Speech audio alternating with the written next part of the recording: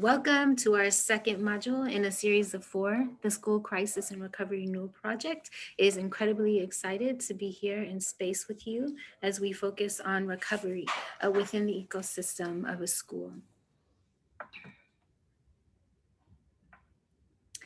I'd like to share briefly this disclaimer. We are funded, the School Crisis and Recovery Project is funded by SAMHSA, but our ideas are our own, and we are not endorsed by the federal government or SAMHSA necessarily. My name is Oriana Ides, and I am a field coach in the School Crisis Recovery and Renewal Project. I am a longtime educator and school mental health therapist, and I'm joined by Jen Leland, who will also introduce herself. We are 2 within a larger network of people working on this effort. Yeah, hey everyone, honored to be here. My name's Jen Leland, pronoun she, hers, and honored to be with Oriana today to be in this webinar in this space with you all, and also serve as the field director for SCRR, School Crisis Recovery Renewal, and also with Trauma Transformed. Thank you for being here again. So as we're entering into this space, we want to start with a grounding and a settling in. We thought it was incredibly fitting, since we're talking about the school as an ecosystem, to offer a grounding that is encompassing of the realms of an ecosystem. So today our grounding is metta, which some of you may be familiar with. I would invite you to settle in to your seat.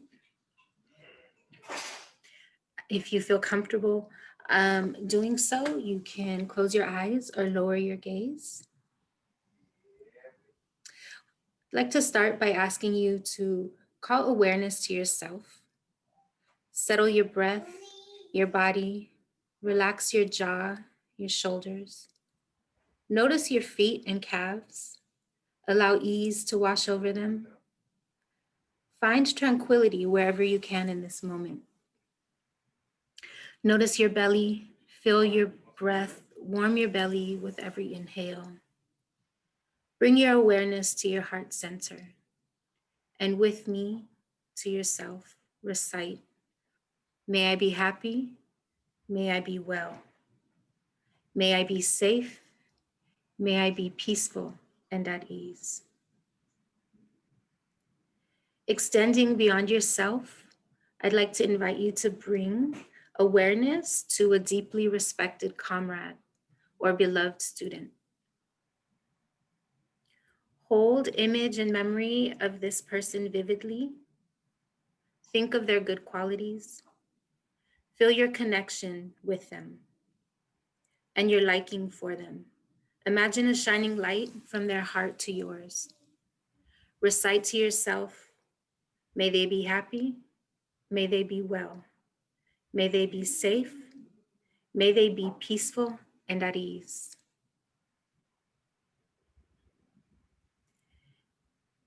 Now I'd like to ask you to extend thought to a member of your school community who feels difficult to love, difficult to appreciate, and maybe even difficult to respect. This can be someone in your immediate school community, or someone at the district office, or within your community outside of school.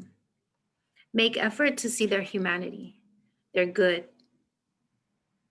Anger, grief, sadness may arise. Don't judge those feelings or allow them to settle. Note them as signs that they're your heart softening, revealing what is held there. With whatever patience, acceptance, and kindness you can muster for such feelings, direct loving kindness towards them. Recite to yourself, may they be happy, may they be well, may they be safe, may they be peaceful and at ease. This final stage of metta, think of all 3 together, yourself, a deeply respected comrade or beloved student, your hard to love person, Now extend your feelings of love and kindness further to everyone around you, to everyone in your school community, your neighborhood, your school district, your town, the country, and so on throughout the world. Allow waves of loving kindness to wash over them all. Recite to yourself, may we be happy, may we be well, may we be safe, may we be peaceful and at ease. With one final collective inhale, I invite you to open your eyes and raise your gaze at the exhale. Thank you so much for engaging in that with me, for taking pause in whatever is happening around us to center ourselves and peek within. So I'd like to share our objectives today and our objectives of the project as a whole. There's really to understand common definitions of the school ecosystem and school crisis recovery.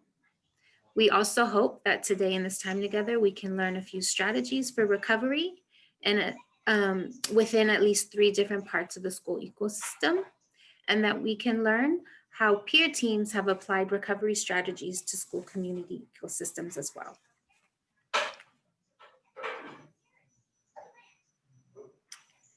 So I would like to, before doing that, introduce you to the School Crisis Recovery and Renewal Project. Our goals and mission. We are a project that is a collaborative effort between the Center for Applied Research Solutions and Trauma Transformed, T2.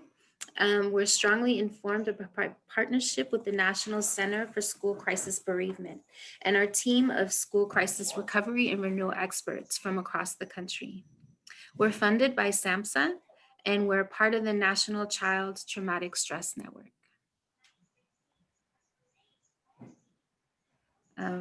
SCRR, the School Crisis and Recovery Renewal Project, is promoting effective and sustainable change in the way school communities and school leadership build skills, knowledge, and attributes necessary to cover and renew after crisis.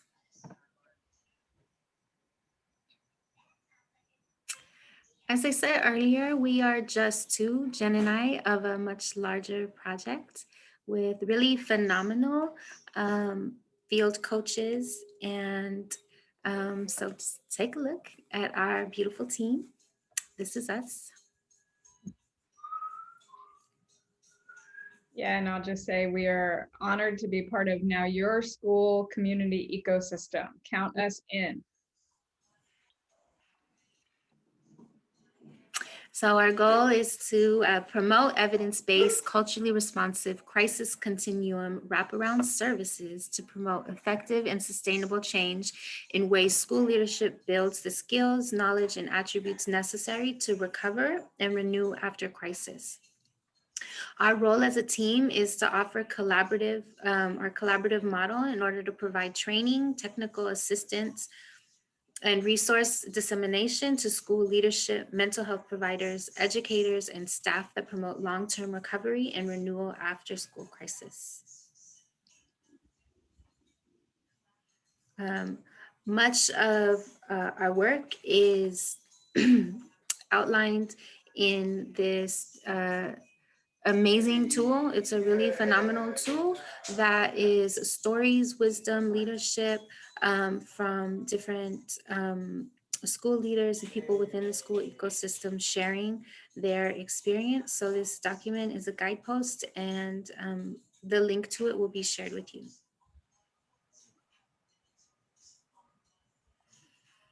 So in creating space today, I'd like to offer these grounding agreements and really invite you to take what you need. Know that you'll get the supporting materials that you need from us in a follow-up email. Whatever resonates with you is what you need in this moment. This time of the intensive is limited, but the urgency isn't. That we are considering the now and the always, and learning happens on 3 tracks. for you as a person, for you as a professional, and for you as a facilitator. And that is the same for Jen and I, definitely, as we engage in this process as well.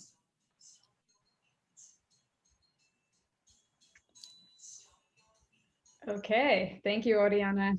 Yes. And my name is Jen Leland. I'm a mental health therapist who's worked in different school ecosystems, special education, non-public school settings, intensive residential treatment, juvenile justice, all over. I've worked all over, and also am currently at Trauma Transformed. And our role really is to, as part of this, co-create, co-build, co-learn with you, co-reimagine new ways our systems, including our education systems, can create and cultivate more stories of healing and less stories of harm.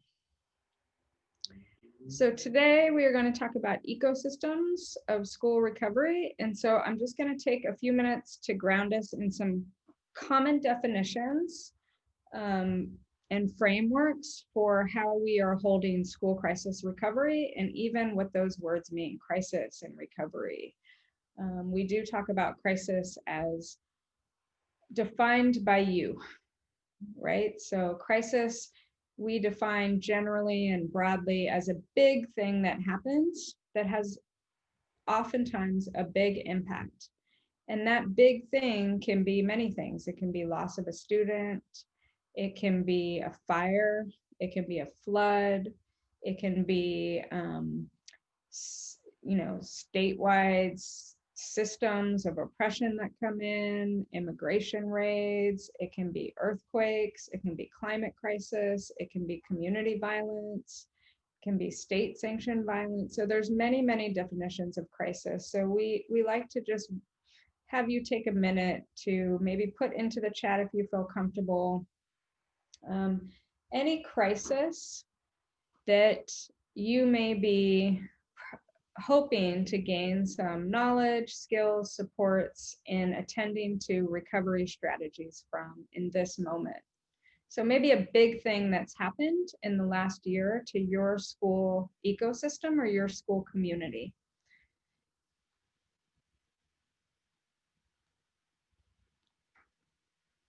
Pandemic, yes, thank you, Wendy.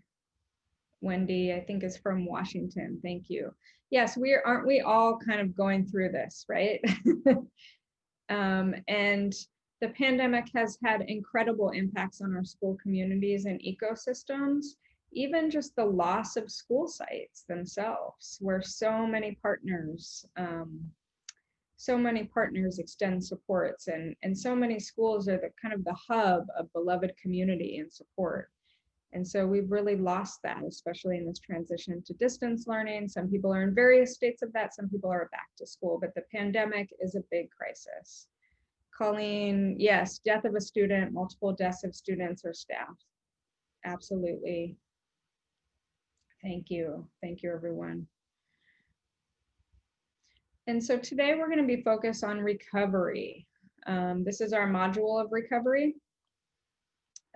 We are going to be also spending December and January going into renewal. So I'm going to break down some definitions of how we're holding recovery. This is a quote from Judith Herman, who has informed a lot of our work, especially in our guiding post document that Oriana lifted up. And she wrote a book called Trauma and Recovery. It's one of the seminal trauma texts. And also really lovely way of looking at recovery, not just at the individual or interpersonal level, but also at the collective and systemic level. So this quote, recovery can only take place within the context of relationships. It cannot occur in isolation. And this is absolutely why we're talking about recovery in the context of our ecosystems, which I will get into in a bit. And then we are the school crisis, readiness, response, recovery, and renewal. That's a lot of R's. I sometimes call them the 4 R's. Readiness, before a big thing happens. Response, during a big thing. which we did some core modules and some coaching clinics that are recorded, so you can access them on our site around just specific response interventions. But today we're really going to be rooting into recovery. So that is this highlighted square bottom left. And recovery is defined by the week, the month, the year after a big thing is happening. And focusing on qualities of recovery. How do we know we're in recovery versus response, right? How do we know we're making the shift between just immediate response, almost like hypervigilance in a big moment, responding to a big thing and moving into recovery? And so we are holding recovery as the time after a crisis where we begin to reconnect, where we begin to restore safety, stabilization, predictability. It might be a time where we begin remembrance and mourning, reconnection, integration, meaning making. So this is how we're holding recovery. And then the renewal, which we're going to get into next month in our core modules, is really kind of the post-traumatic growth stage. Where we're taking meaning making and we're constructing coherent narratives together collectively, maybe shifting our policies, our structures, and then reimagining different ways of being, pulling from what we learned as we navigated through crisis. So today, again, we're going to be focused on recovery. And if that definition feels good for you, take what you like, leave the rest. And today we're also going to be focusing on what is a school ecosystem. So another word we're throwing out there that I'm offering this definition. Again, take what you like, leave the rest. So ecosystem, and I'm going to show you a couple different examples of an ecosystem, the way it can be kind of curated or modeled. But an ecosystem is really defined as a community of living organisms and non-living components in an environment. So then we have these words like abiotic and biotic, and how these different components interact with each other in their environment. And then applying this to schools, the school ecosystem also has all these different interactions, right, between non-living and living components. If we think about schools, we think about the environments in schools. You know, we think about what is the landscape like? Where's the school situated? What's the condition of the building? I know when we're thinking about Wendy brought up pandemic as a crisis. You know, out here in California, our schools are really wrestling with, can we start recovery, especially if we're thinking about restoring safety, if the conditions of our schools and buildings don't have adequate ventilation. So, right, so that's a non-living layer in our school ecosystem that absolutely has an impact on our ability to recover and our strategies for recovery. So it also includes the social interactions that take place between players of the community and the school system. So where is our school located? For many schools, especially in more rural areas, are the community hub, right? That is where the community gathers. So if something happens at the school, it happens to the whole community and everyone in the community is impacted by it. So again, just like Oriana's beautiful meta meditation, really extending beyond the self in the immediate school site, to the environment, to the position, to the community partners that might be at the school, to the district partners that might be supporting the school, to the locus of the city or the community or faith-based organizations or cultural institutions that interact with the school. So when we talk about ecosystem, we're talking about all the ways and all the layers that our schools are connected and connecting us as people and as community.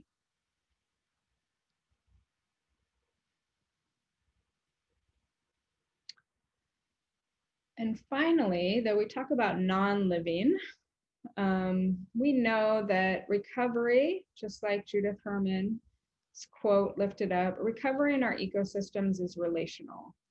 So when we dive into recovery practices and strategies today, we're really going to focus in on these strategies in the context of our relationships. That recovery practices happen in all of these layers. So they happen at the individual and interpersonal level, right? So how are students, so questions to sort of think about locating the people in the ecosystem is, thinking about how students were involved or impacted in the crisis and what their needs might be around recovery. And also educators, oftentimes are first responders to a crisis. School site staff, including bus, safety, custodial, food distribution, parent volunteers, neighbor volunteers, support staff, families, caregivers, recreation, community partners, faith-based community partners, nearby environments or parks, clinics, recreation, childcare. That's the kind of community and place level. And sometimes those programs are housed or co-located on the school campuses. So taking that into consideration. And then the systems and institutions level. So that can be district supports or county office of education or state office of education. I know people are calling in for many, many different ecosystems and that are contextualized in different ways. So systems and institutions are all those people who are connected to the school through these partner institutions. So transportation offices, state offices, public health, for example, as we're thinking about the pandemic. And then history, legacy, and structure.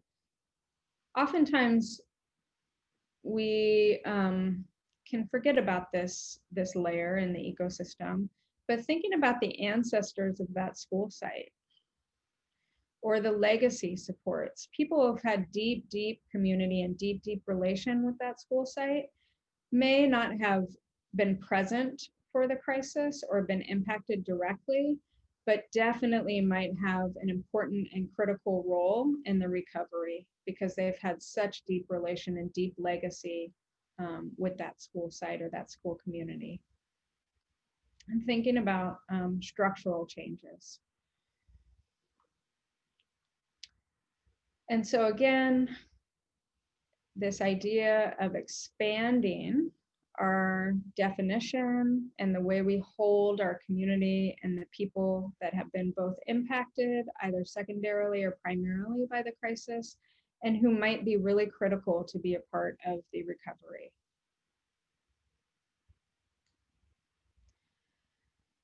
And then a couple more definitions just to throw at you. This is really about self-care and collective care. So we're going to be dancing between the two, right? Self-care, meaning individuals within the ecosystem that have access and can develop regulation tools, self-reflection, attunement, and individuals taking action for their own needs to be communicated, met, and heard. Then there's this interplay with our collective care. And oftentimes, sometimes in crisis, it's very difficult, even though we've learned so many incredibly valuable skills through social emotional learning, students have, educators have, I have personally.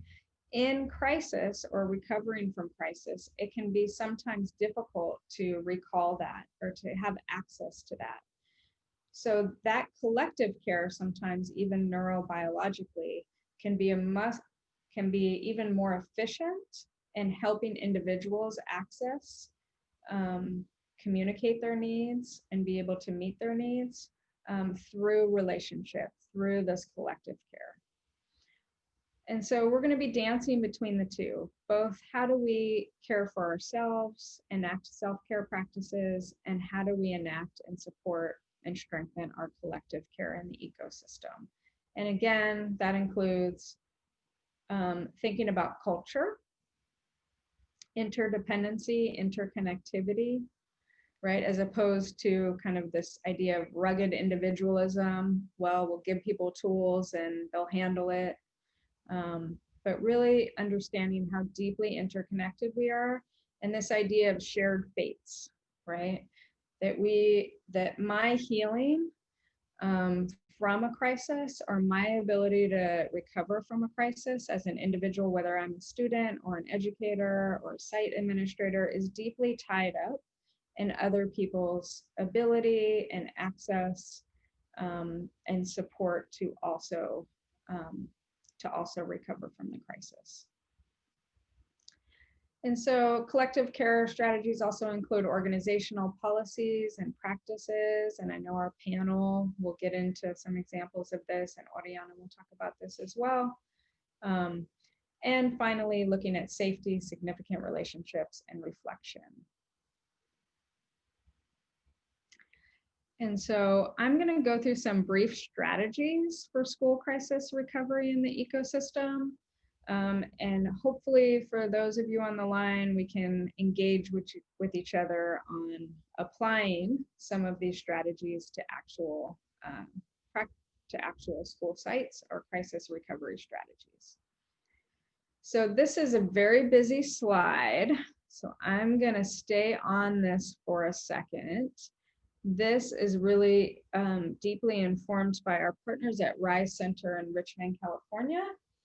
And so this is taking that same set of circles, concentric circles, individual, interpersonal, community, systems, and history structure, and looking at the different ways crisis and trauma live in, are embodied, are held in each of these layers, and also looking at recovery strategies and healing strategies in each of these layers. So I'm going to start with the orange circle, which is individual and interpersonal. So when we know that crisis and trauma, again, defining crisis is a really big thing that happens, and sometimes the stressor of the crisis overrides our resources. It can have an impact, and sometimes crisis can produce traumatic stress responses, not always, but sometimes. And also defining crisis as grief or bereavement. And that at the individual level, this is the embodiment of an expression of individual grief, distress, trauma, bereavement. At the community level or the place level in our ecosystem, it may be that individuals weren't directly impacted, but there's a sense of atmospheric distress or atmospheric trauma that can impact the school ecosystem or the school community. That includes interpersonal, family, school, community violence, exposure, fires, floods, COVID-19 surges or losses, student loss. Right, so how do these crises or trauma or grief incidents and losses impact everybody in the school community, kind of at an atmospheric level? And then at the systems and institutional level, we're thinking about, so a school crisis can happen, let's say a pandemic, for example. It can be felt and embodied individually at the individual level. It can create an atmospheric distress and stress at the community level and the school place level. And it can also bring up historical crisis or structural stressors that have an impact on how it's felt at the community, individual, and interpersonal levels. Right? So we could be going through a pandemic, trying to respond to a pandemic, and also hitting up against feelings of distrust of our school community or school leadership or crisis leadership because of something that happened 6 months ago, a year ago, that was never metabolized or that never went through a recovery period. And so scratch the surface of current loss, and sometimes we find these structural traumas or structural wounds that come to the surface and emerge while we're attending to a crisis in the moment. And sometimes sometimes this can be really complex, and we're attending to all of this at the same time. So what is the role of, let's say, floods in the southwestern part of the United States right now? And how do floods interplay, or how does the floods in Houston a year ago interplay with the ability for people to recover and return to school sites during this COVID phase? So I'm hoping this is making sense. And then finally, at the last level, we're thinking about structural trauma, intergenerational trauma, legacies of crisis, historical trauma that absolutely roots in to any experiences of individual and interpersonal crisis, community crisis, and at the systems level. And so, right, so how do histories of enslavement, genocide, colonization, imperialism interplay and interact with our ability to come together and recover from the current crisis or the loss of a student or COVID? So all these interplays. And then over here at the recovery and healing, again, we're going through at the individual level, increasing safety and stability would be a way to tend to and recover from the embodiment of an expression of individual and interpersonal distress. In the blue square, building beloved community, these are some strategies in recovery to attend to the ways it shows up. Over here on the left side, atmospheric distress that includes interpersonal, family, school, community violence. So here are just some examples, and I'm going to take a moment just to let folks interact with the slide. And again, this comes from this belief, and this is a quote that was on our last module from Conrad Paul Dhaliwal at Rise Center, that we experience trauma and crisis, we embody it individually, at the collective level, at the structural level, intergenerationally, and so must our healing and our recovery also be experienced in each of these levels. So when we think about the ecosystem, or when we hold the ecosystem, this is really what we are lifting up here, is our ability to expand both our understanding and awareness of crisis at these levels, but also our ability to expand and hold our awareness of healing and deep recovery in these areas. So I'm going to stop here and just ask folks to put into the chat, if you can, maybe if you recognize, so either anything that's resonating with you from this slide, any of the recovery practices, especially on the right-hand side of the slide, or any of these strategies that you have been involved with, that you've either led or that you've co-led inside of your school communities or school ecosystems.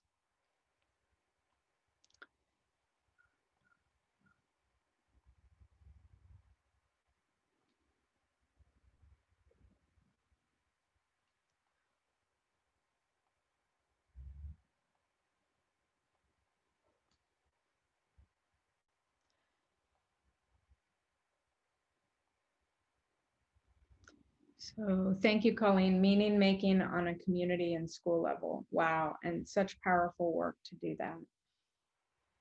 It'd be great if you want to say a few words about, what that looked like. Oriana, intentional culture building that humanizes students and encourages healthy connection and stewardship. That's right.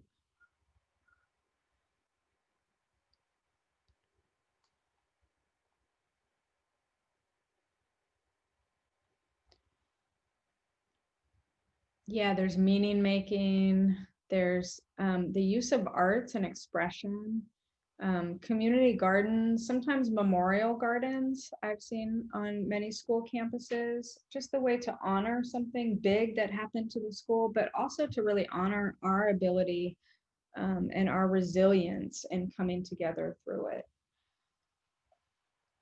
I was just in Santa Cruz, California, where there were many fires last month, and saw a lot of signs on a school campus, a lot of signs that looked like the community had come together to make it. And, you know, Santa Cruz strong, we are resilient, we rise from the ashes of the Santa Cruz fires. So again, using art, meaning making, and as a way of honoring the narrative of crisis, but also honoring the narrative of our ability to be resilient, to heal, and to recover. So inviting anybody to share any other examples they may have into the chat. You can do it now, you can do it when it comes up. And so holding that last really busy slide, but holding that for a second, we're going to go into the kind of the core recovery strategies that we hold at SCRR as part of the recovery phase. So one of them is establishing safety and stabilization. And I just want to say a note here. Sometimes we see in crisis debriefing or recovery, this kind of firm, reestablish safety. So I just want to be mindful and to call out that our individual experience of safety vary widely. And so that many people have less access to feeling safe because they're constantly having to navigate threat and crisis. So it might be, it might be very different to ask maybe a trans student in an elementary school to reestablish the same sense of safety they had prior to a big thing that happened to the school community or a crisis, because they may have been really struggling with their own individual safety in that school before. So again, for me, this is really about increasing safety and predictability, and thinking about safety in the realms of the physical, the psychological, the emotional, and I always bring in even the spiritual, right? And so increasing safety.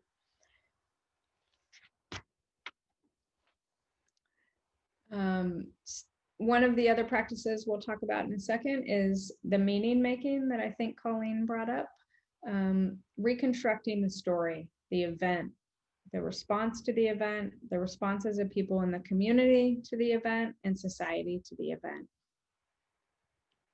right? So we go through a big thing together. And as we get into the recovery phase, when we're not so in our superhero mode, trying to attend to the immediate aftermath of a big thing, when we have the capacity to reflect, to engage in inquiry, and to begin to consider these questions: what happened to us? What can we learn from that? What did we learn from that? What were we surprised by? And sometimes that can go either way, right? We were surprised that I read a little bit about in the Parkland shooting, and this happened also in the Gilroy shooting in California at the school. In the immediate aftermath, tons of mental health volunteer folks came out to do some of the wellness and healing spaces, but it was so not coordinated that it became almost stress-inducing, that the offering of healing and support almost became stress-inducing because it lacked the coordination. So that was a surprise for folks. But again, in learning that, in naming that, they were also able to push for policy change, right? So that it didn't have to be a crisis moment to be able to offer and coordinate supports, lovely, generous supports. So again, that can go either way. We can have findings that show us the places in our recovery and in our crisis where we can reimagine different policies and reconstruct different narratives to hold us in the next big thing that might happen. Or we can name and affirm our resilience in the ways we came together and make meaning in that way as well. And step 3, reconnection with social life and social action. And this really is about having some self-agency and some self-determination and allowing folks to step into this collective healing and collective recovery. And so I want us to hold this other slide for a moment. I'm going to go backwards to go forward, as we do sometimes. And think about, if we just focus in on the increasing safety and predictability and stabilization, which is oftentimes the first kind of way we know we're entering the recovery phase. So how might restoring safety or increasing safety and stability look in these different places in the ecosystems? What have people here after a big thing has happened, after a loss of a student, or even currently as we begin to enter recovery phases or strategies from the pandemic? What does it look like to increase safety at the student level, maybe at the educator level, maybe environmentally, right? We talked about ventilation, or I know there's lots of schools that are doing 6 feet distance tapes or making sure we have enough PPE. What could it look like at the community level? And what might it look like at the systems and institutional level?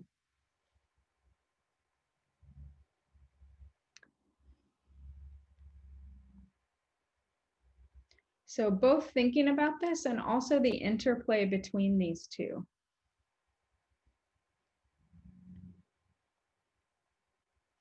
So if folks want to put in the chat any ways in which they've been able to bear witness to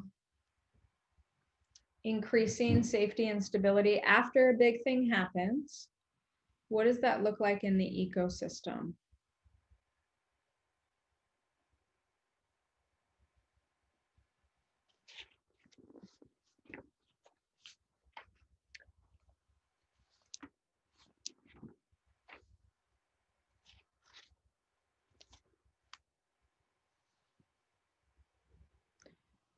And so oftentimes that can be about, you know, we often hear from students, or I have in my history, after a big thing that's happened, sometimes students are just like, I just want to get back to normal. I just want to get back to normal.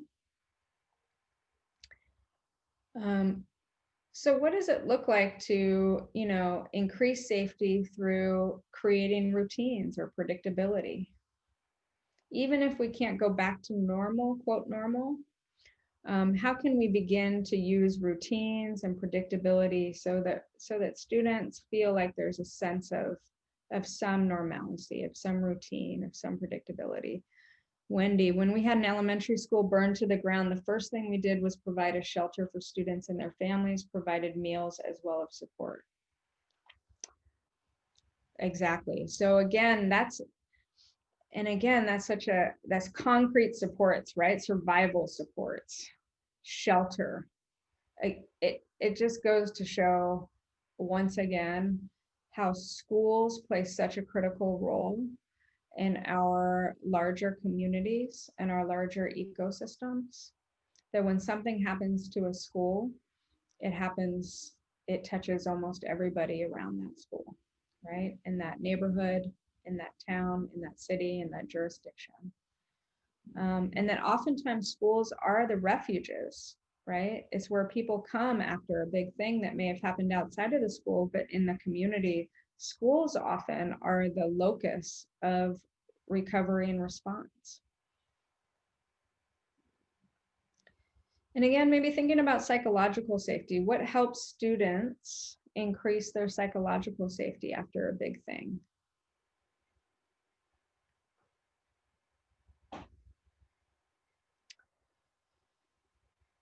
And then thinking about the environment. So I worked at a school site where, you know, through juvenile justice, and I know that we had students do a trauma-informed environmental scan of the structure in the campus. And so they basically did an audit of how trauma-informed the school environment was for the school site leadership. And one of the things that they brought up, which was that in the bathrooms, in the stalls in the bathrooms, people have been carving in different stuff into the wood for so long that there were so many triggers that were literally like the writing was on the wall, right? There were so many triggers for those students that were carved into the panels of the bathroom stalls. So sometimes it was, you know, violent language, sometimes it was bullying language, sometimes it was, you know, from 20 years ago, but it was an attack on somebody's neighborhood. So literally one of the recovery strategies that came out of this student audit that had an environmental impact, but also increased the safety of the students on the campus, was simply to paint the bathroom stalls.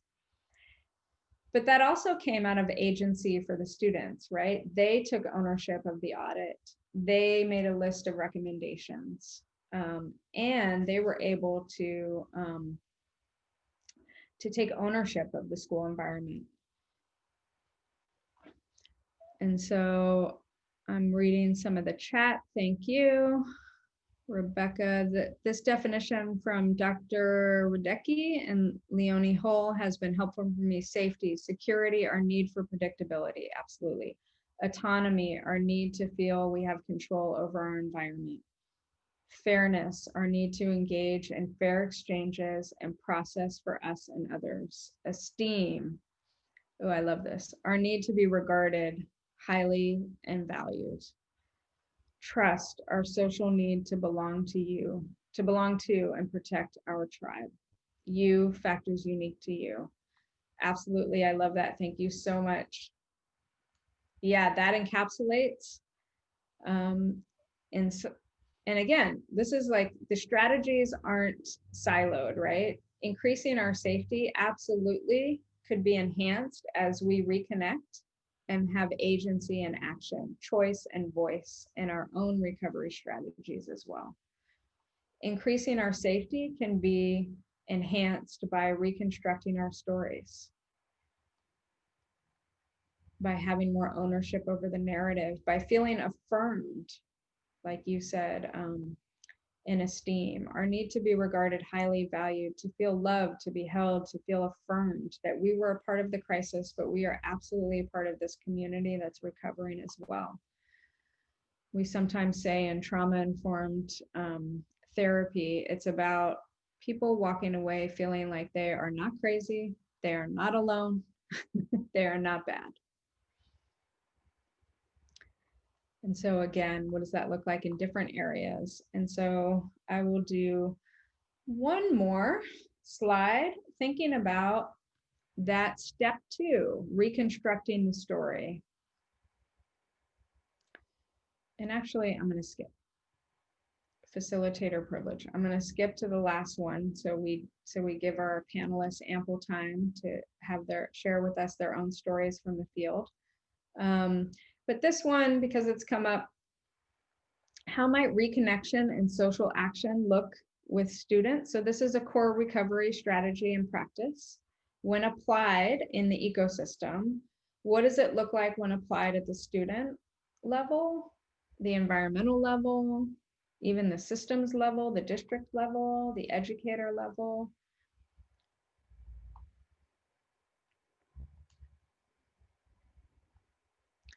So again, thinking about this, right? And again, maybe holding who went through the big thing, who was impacted by the big thing, right? Was the family resource or the family navigators or the on-site or the neighboring child care center, were they impacted by a big thing that happened? How are they involved with reconnection, with social action and agency? Are they invited to the school district recovery or school site recovery strategies and practices? what might be some examples of how reconnection and social action and agency happens as a part of recovery in all the different layers of the ecosystem.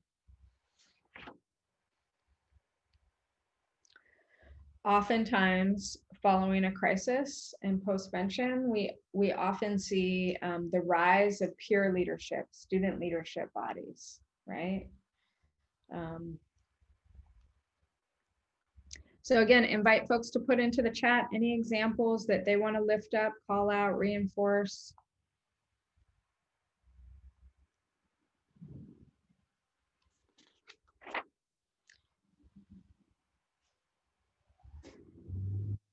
And I'm going to go through this last slide before we take a brief minute to breathe and then turn it over to Oriana and our lovely panelist members. So this slide is very busy too, but this, maybe some people have recognized, this is around postvention. And again, these are specifically more tailored mental health supports at the different tiers of a school ecosystem, right? The universal, what are the policies and practices that we can all embody and embrace, thinking back to the self and collective care. Some strategies, recovery strategies in this tier have been reflective supervision, connecting, professional development, opt-in. We can even think about curriculum, like for those who are in instructional design or curriculum design, how do we weave in reconnection, agency, meaning making into our curriculum and instructional design after a big thing?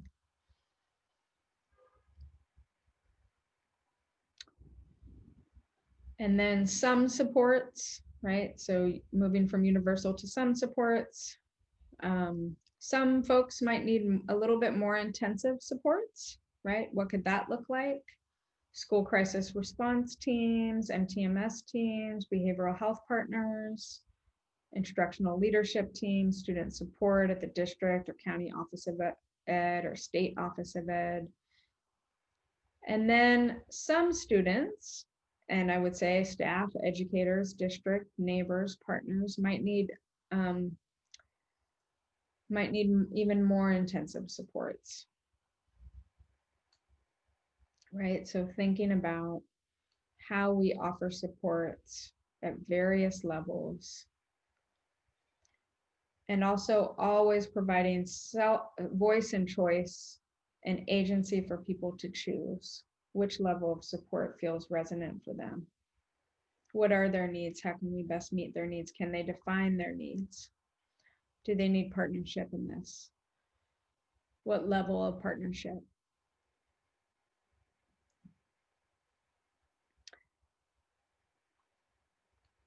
So many different models of ecosystems to choose from. And there's the tiered level, there's the layers of crisis and then recovery and healing strategies. There's the levels of recovery and relationship strategies. So that's a lot of content just throwing at you in different common definitions and ways in which to hold this model and to be thinking about not just where you are positionally located in the system, but recovery strategies that expand and hold all of the layers of the ecosystem of the school.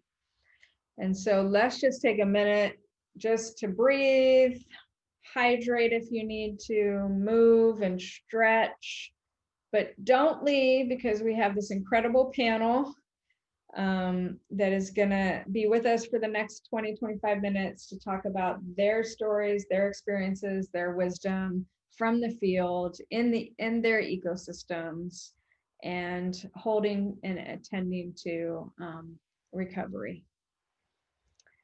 So thank you so much for sticking in there with all that content. And I'm going to turn it over to Oriana. Thank you so much, Jen. That was definitely a lot to process, many definitions, important framings, and so many different realms to consider in our healing and recovery work.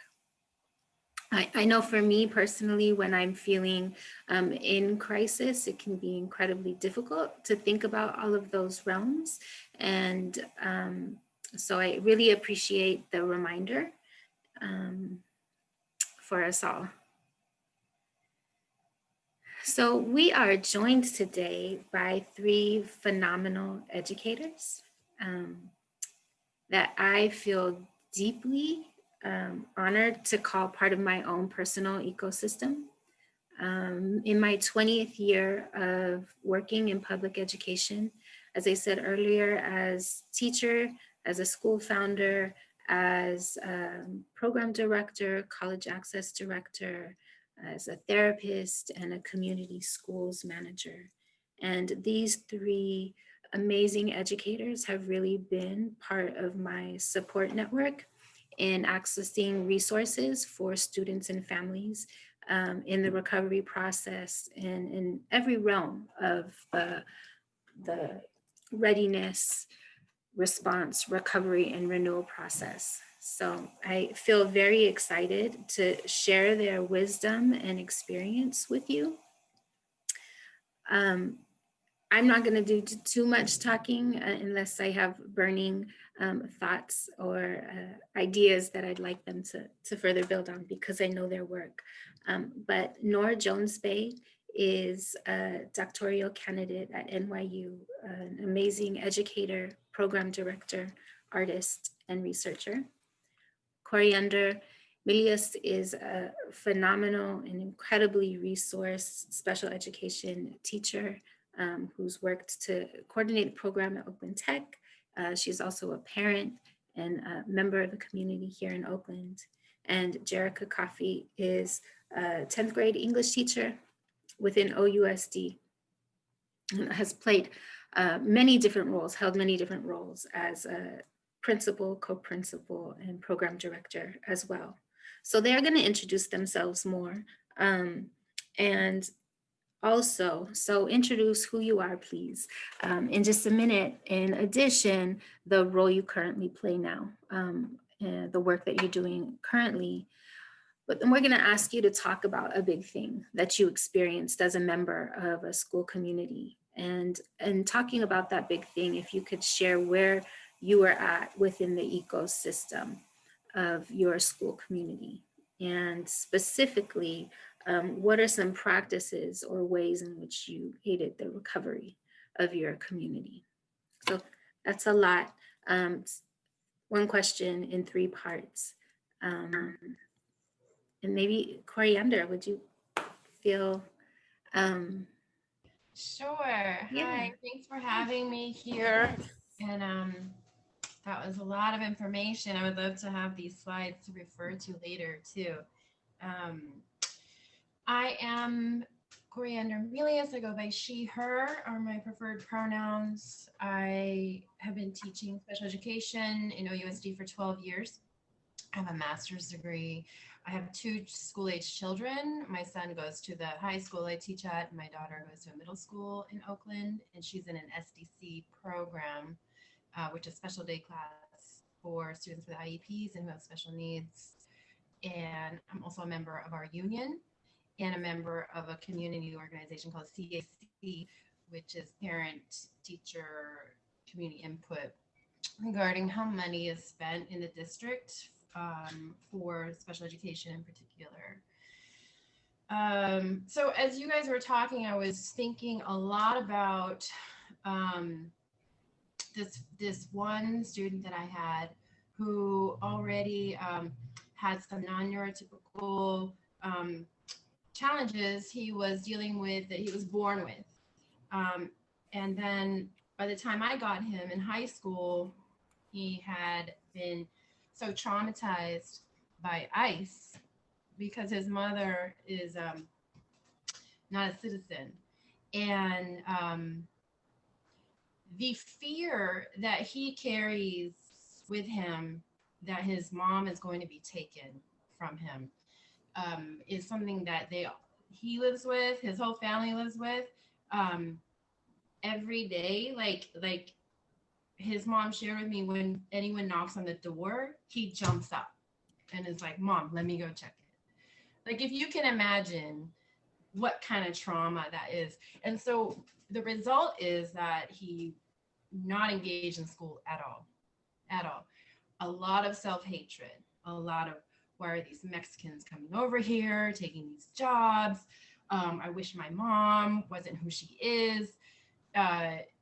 Really internalized um, self-hatred that played out in his struggling so much in school and trying to get him connected in. And, you know, his mom just being in tears at meetings, sharing with us, you know, the reality of what their life is like at home and not knowing what to do, being scared to ask for help.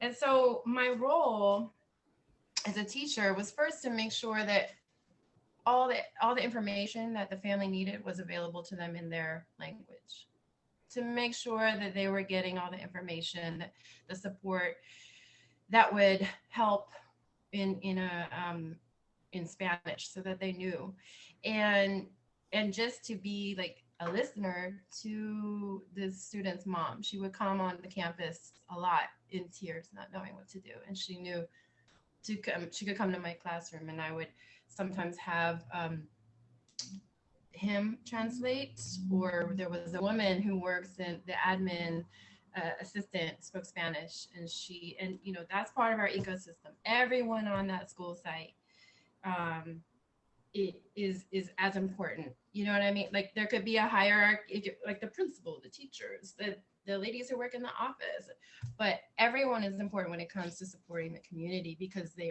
are members of the community, which is why I love public schools so much. And also the support staff for special education, a lot of times IS, para educators and intervention specialists, are folks who don't have their bachelor's yet. They're able to get this great job that's a union job, and then hopefully move them into teaching. So at the level of the system at the school site, it was very much, you know, that's where I was meeting mom. We were listening. We were trying to get the resources to her, really trying to comfort her son and trying to get him engaged in something. You know, what do you like to do? What are these programs and then looking in the community, what are the programs at Peralta? So white supremacy, policing, ICE, this is to me the greatest crises. And in the community level, the OEA, we are putting forward the Black Sanctuary model. I'll put a link in the chat. You guys can read it later, working with the Black Organizing Project, working with the Justice for Oakland Students.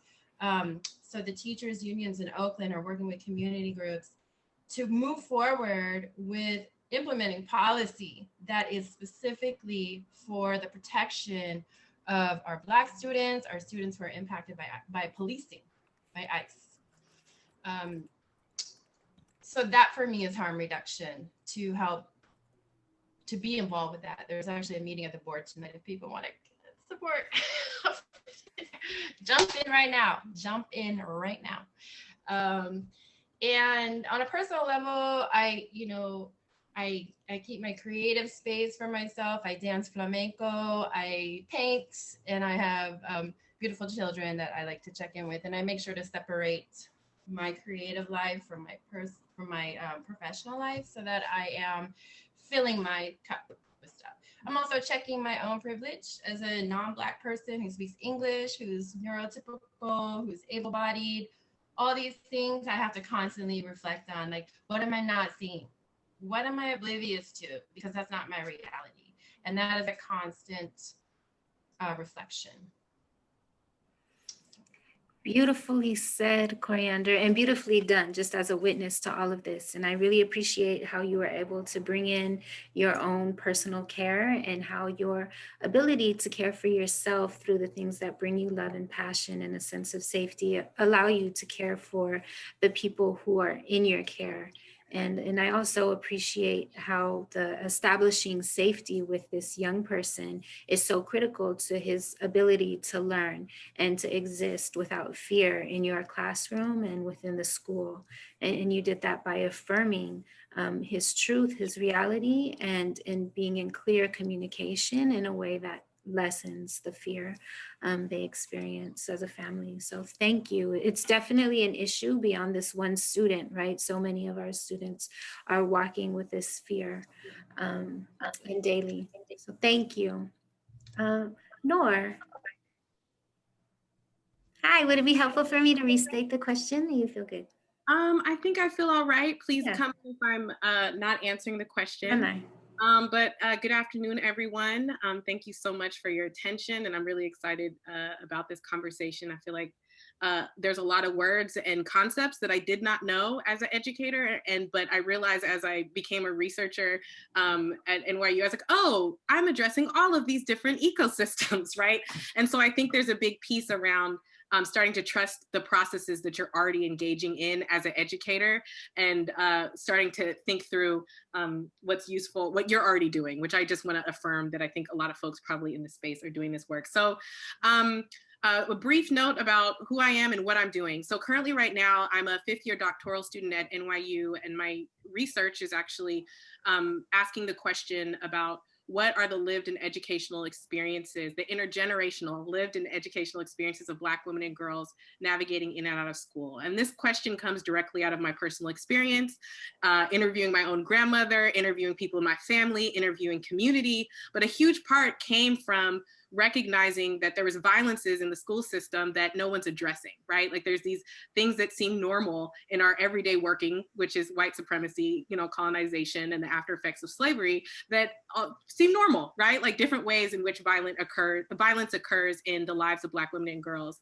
And so that actually, I can root that back into my experiences, one, not only as a student, but also as an educator. And so as an educator, I started off working in Even Start, so with migrant families and young babies whose mothers were basically supporting and taking care of professors at UC Berkeley. So I saw these different elements of privilege and lack of support for families really early in my career, and specifically silencing the voices and the experiences of these parents, of these young migrant children. And then in addition, I moved through the pipeline through UC Berkeley, so doing work helping first generation Black, Brown, and Indigenous folks into the university system. And I also realized that there were these other narratives that were happening at the same time, which was saying that Black and Brown and Indigenous people, they can't come to school because there's not enough of them, right? And they're not qualified, right? So as I'm moving through my experience as an educator and a student, I'm navigating these roles and also these narratives around what it is to be Black, what it is to be Brown, what it is to be Indigenous, and these interesting scripts about why we can't access resources or have schooling that actually is healing for us. But the idea that schooling has to be re-traumatization is something that I saw happening along the pipeline. And I'm going to enter into my story. But while I was at UC Berkeley, I noticed there's this moment where the city of Berkeley says, we were the first ones to desegregate, you know, and so there's this larger dominant narrative around, you know, progressiveness, right? But also in that same city, there was a high school, Berkeley Technology Academy, where there was basically 80% Black and Brown students who had been pushed out of school. So literally they had a segregated school happening during that time while I was a student. And as I noticed that, I entered and started to see women's circles. And these were actually things that those educators at that alternative high school had created to support students to navigate some of the difficulties in their lives, and which was a collective care model that really helped to support everyone in the space to bring up issues, to talk about topics that most schools are not providing support for. And these were run by brilliant community educators. And so when I got into those classes, I realized, wow, like one, most of the things that these young people are facing as who they've been titled at risk or dropout, majority of the educators in most schools have no understanding of how to support them. And there's also no space for us to understand what they're holding. And so this was like a beautiful model, but I also saw the power and the resiliency of the instructors to be able to hold multiple opinions, multiple thought processes, and not try to, silence the things that the young people were saying. And I'm going to move into a piece, but one of the things that was really sad and also has moved through my career a lot was losing students, right? And to violence, to like state sanctioned violence. And one of our students who was a leader, powerful leader in that group, was shot and killed one night in Oakland. And we were all distraught because we were in the process of recognizing we had lost a sister of ours. But then we also had to open up the news channels and see how they wrote about her as a statistic. They wrote about her and made her even more lifeless and even more, so it was like this double level of trauma. We lost someone, but then also the way in which they're built into the dominant narrative was so violent and so disgusting that it hit us at a total different level. And this was something that we noticed, and we can see now with all of we see it at an individual level when it's a student in a school, and right, it's not in the national media, but this is something that maps on to Mike Brown, Oscar Grant, and also during this time, I was educating at those moments, and there was no protocol, right? So as when I moved into working in schools where I was a college access director, so I'm sorry, I'm like moving through this story in different roles. It was like, what do you do? Everybody was just like, well, we just keep going. And it's like, no. So my initial reaction was like, oh, I'm feeling really upset. I'm emotionally, like, this is intense.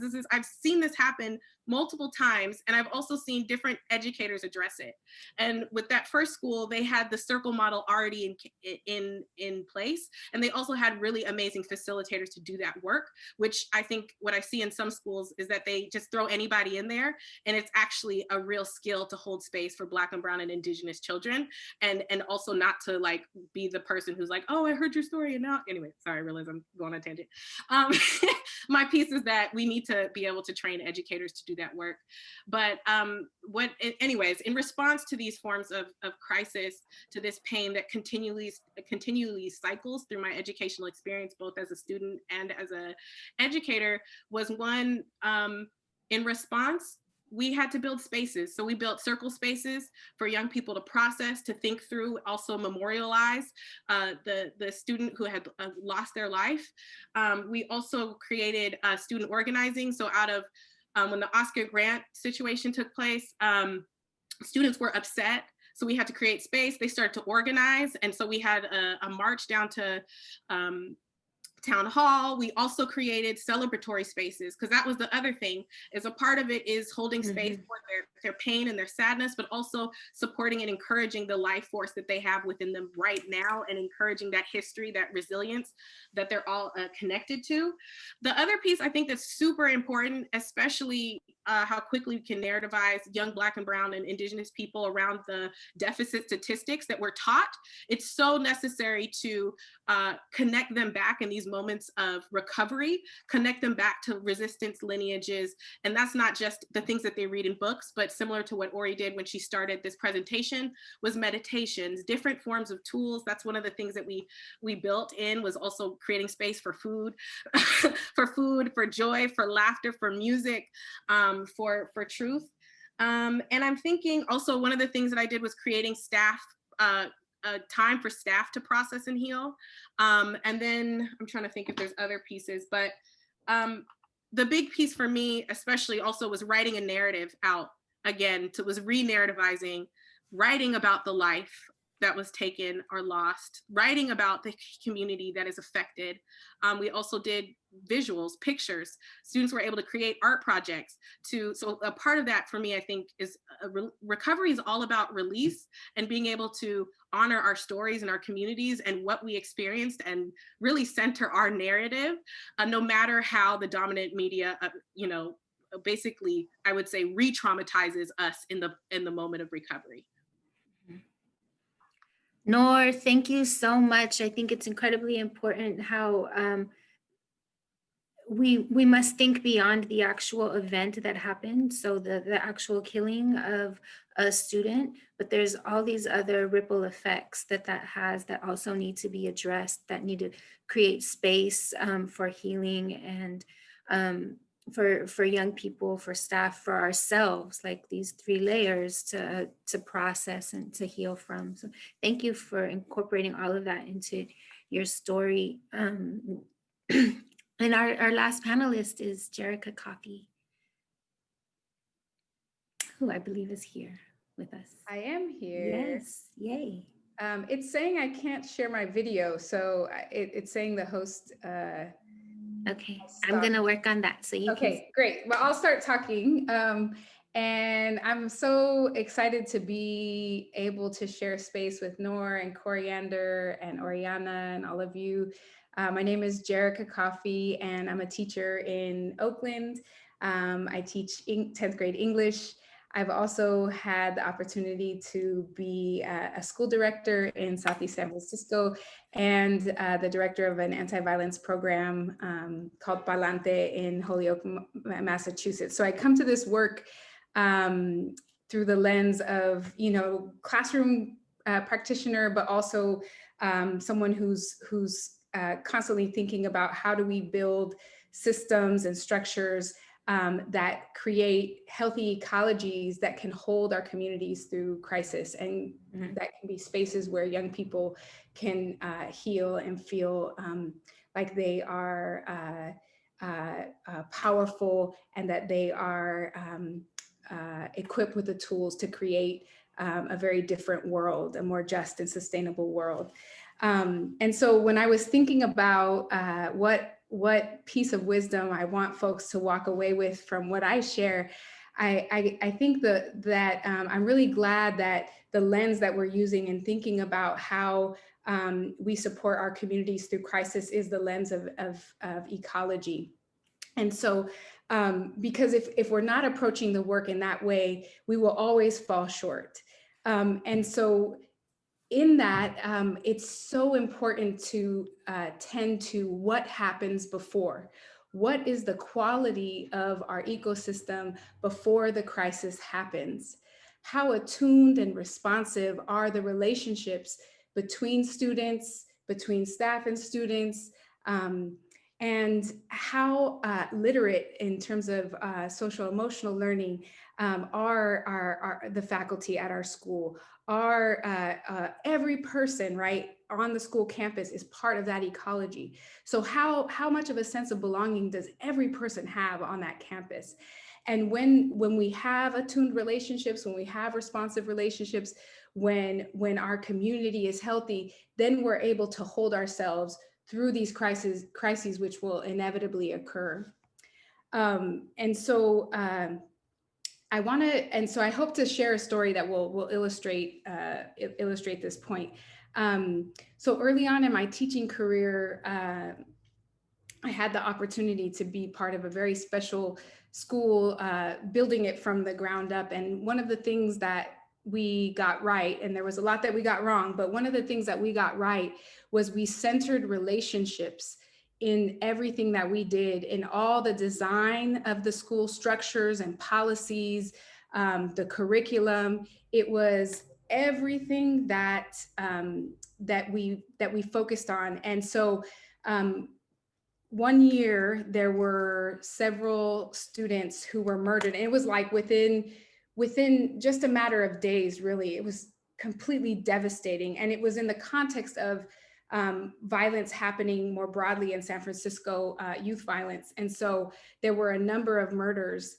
And so one of the things that happened immediately, because the school community was had already been tending to and attuned to relationship building, not only within the school, but within the larger community, right? So teachers were coming to the work, having relationships with community partners.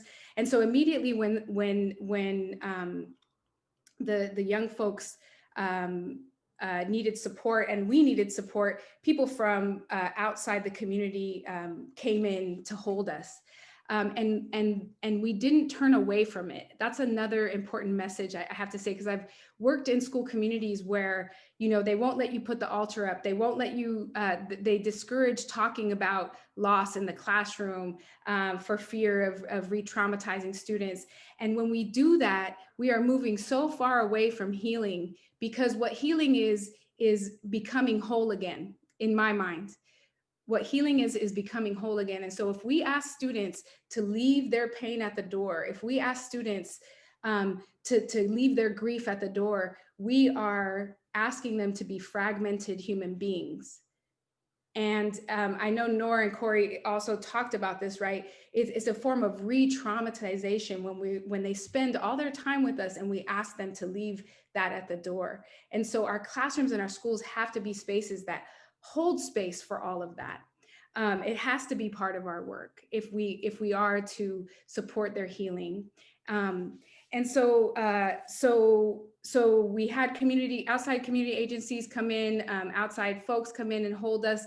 We also, we had grieving spaces. So students had grieving passes that they could use to go into spaces in the school that were safe spaces where they could just download if they wanted to, or get or just have some time on alone, but they had what they needed.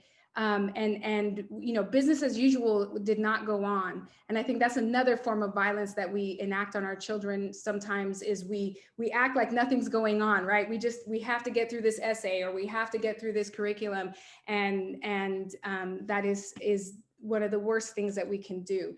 And so the last thing I just want to say in terms of how we prepare before the storm is, in this particular school, it was a social justice focused school. So a lot of our curriculum centered activism and organizing. And so when these young men were murdered, we started to organize. You know, we had our healing spaces, we had our memorials, but then we got organized, and we also did a march on City Hall and demanded that community leaders and city leaders fund youth agencies and support anti-violence work. And that, you know, really helped to transform our grief into something generative. And I think grief is always generative in a way, if you can move into it. But I think that happened, and our ability, we felt very powerless in the face of these devastating losses. But when we turned our pain into power building, it really allowed us to feel a sense of power, of the ways in which we are powerful. And I think that supported our community's healing as well. And so that's what I have to share. Let's tend to the ecology of our schools before the storm. Erica, thank you so much. I mean, I could listen to you and to the three of you for hours, really, and I feel really blessed that I get to in my own personal life.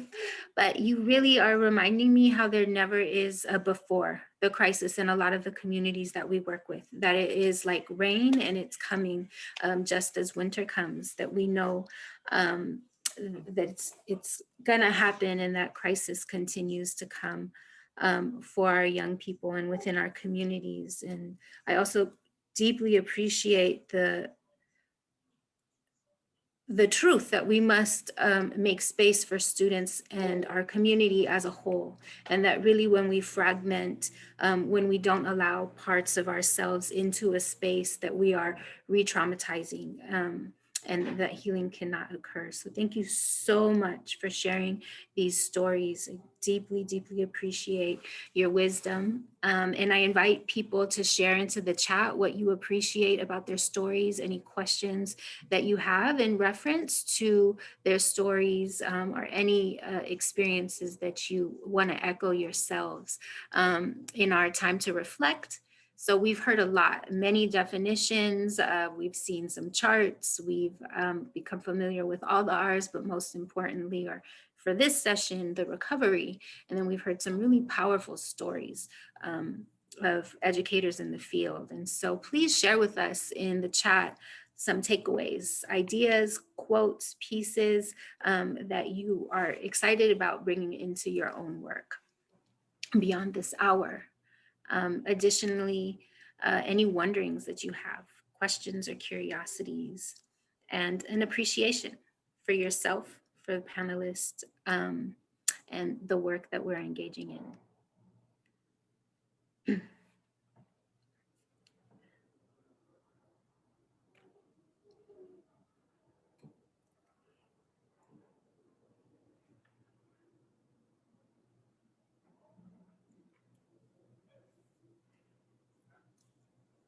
I see some appreciation for our panelists. Definitely echo that.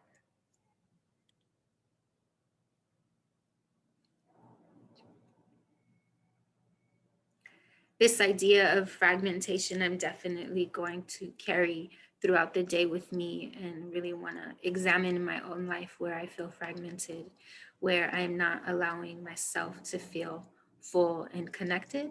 And I trust, I believe wholly that that impacts the work that I do with young people and communities.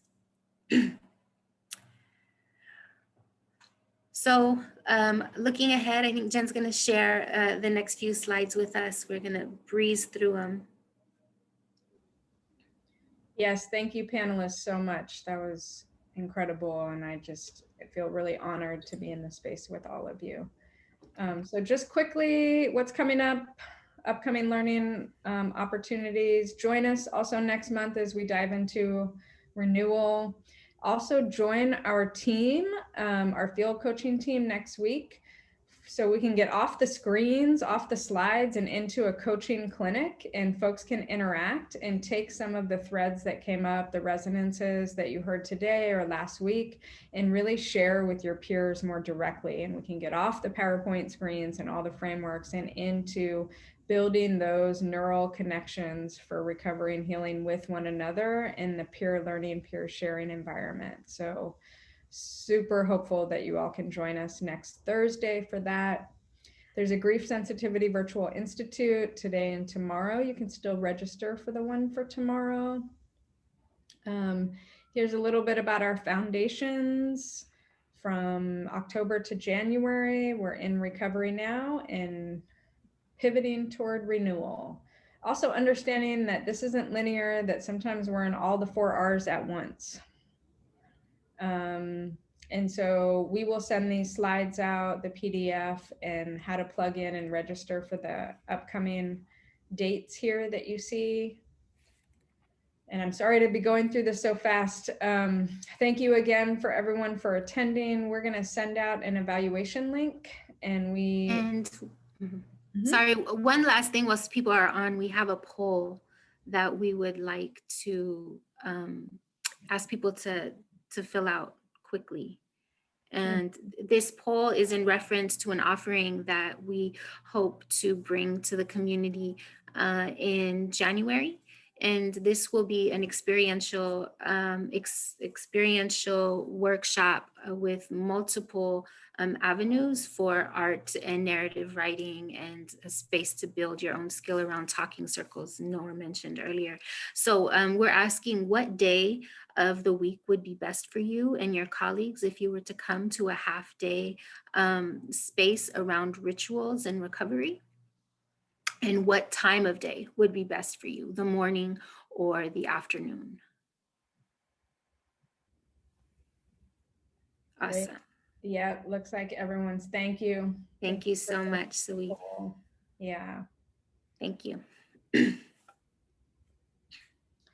Awesome. So there'll be a feedback form for today's session. We encourage you to give us feedback.